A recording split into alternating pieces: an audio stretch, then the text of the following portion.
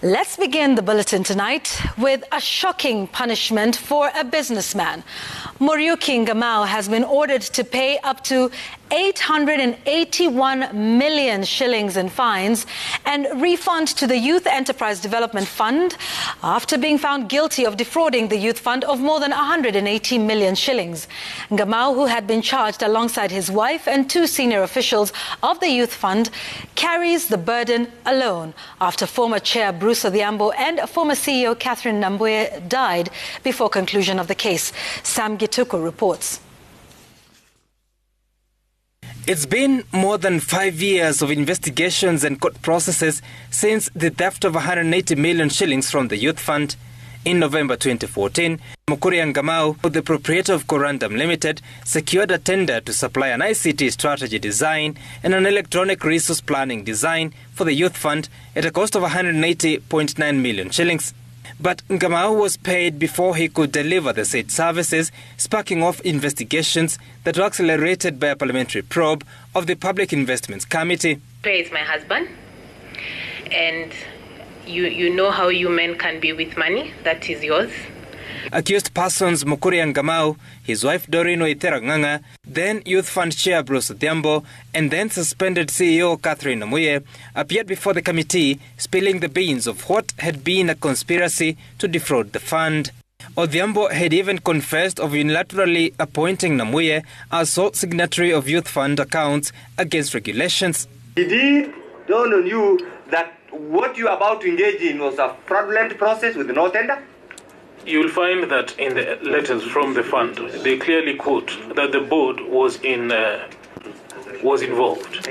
So it was not a decision by an individual.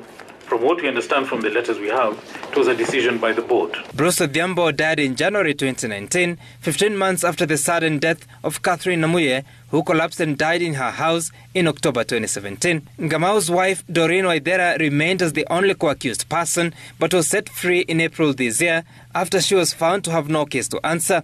She had one share at the Quorandum company against her husband's 80,001 shares.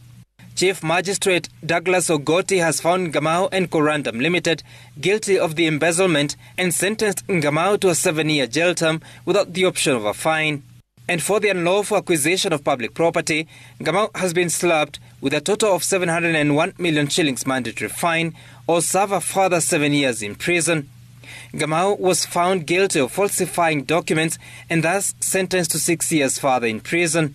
Ngamau will also be required to refund the Youth Fund its 180.3 million shillings. The SEC in its evidence had found that Quorandum Ltd was paid 180 million shillings through its Chase Bank account. Out of that, 49.4 million shillings was transferred to an account of Quorandum Ltd at the Standard Chartered Bank. Quorandum further paid 48.5 million shillings to Duchess Park Ltd for a 5-bedroom house which was then under construction. When managers of Duchess Park appeared before PIC, they stated they could not refuse Quorandum's payment, saying the source of the money was not a concern for them. Was it clear to you that probably, as I had asked you earlier, that these were proceeds of crime? As the developer, it is not our mandate to investigate where somebody gets his money to buy a property. Our mandate ends at the point of sale.